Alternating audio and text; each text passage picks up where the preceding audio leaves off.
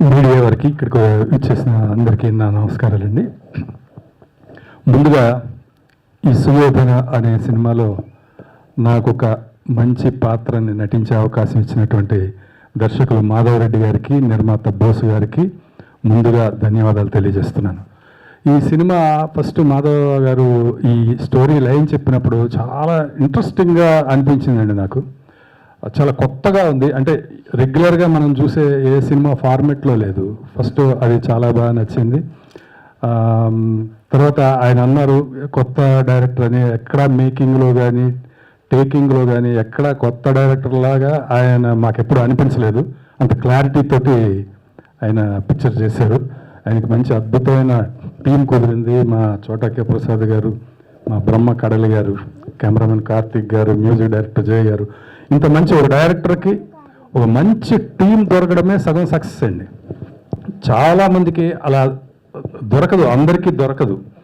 ఇది మన సినిమా అని పనిచేసే టీం అండి. వీళ్ళంతా చాలా అద్భుతంగా టీం వర్క్ చేస్తారు వీళ్ళంతా.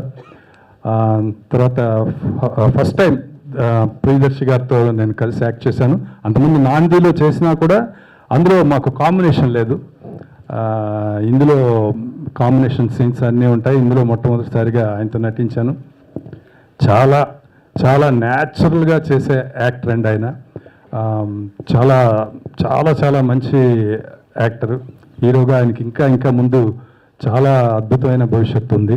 అలాగే హీరోయిన్ ఆవిడ కూడా, రిషిక గారు కూడా చాలా స్క్రీన్ ప్రెజెన్స్ అంతా చాలా బాగుంది. మిగతా సినిమా మేము చూడలేదు కానీ.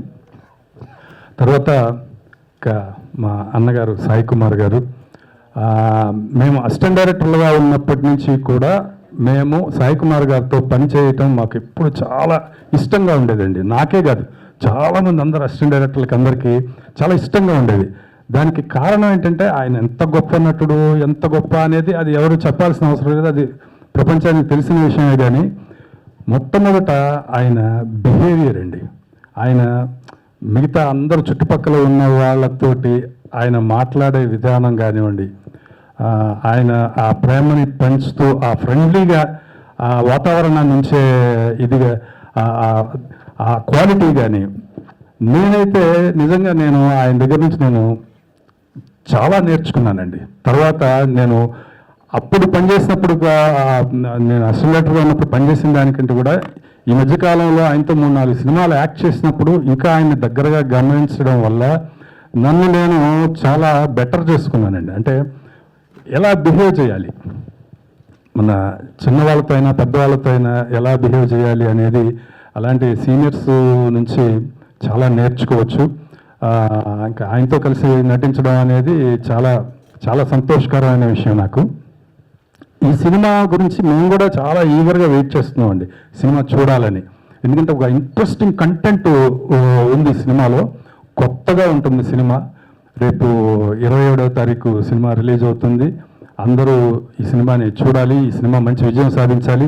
మాధవరెడ్డి గారి టీంకి చాలా మంచి పేరు రావాలి. బోస్ గారికి బాగా బాగా డబ్బులు రావాలి అని కోరుకుంటూ ధన్యవాదాలు. Thank you sir, thank you so much. And ఇప్పుడు మన వెరీ ఓన్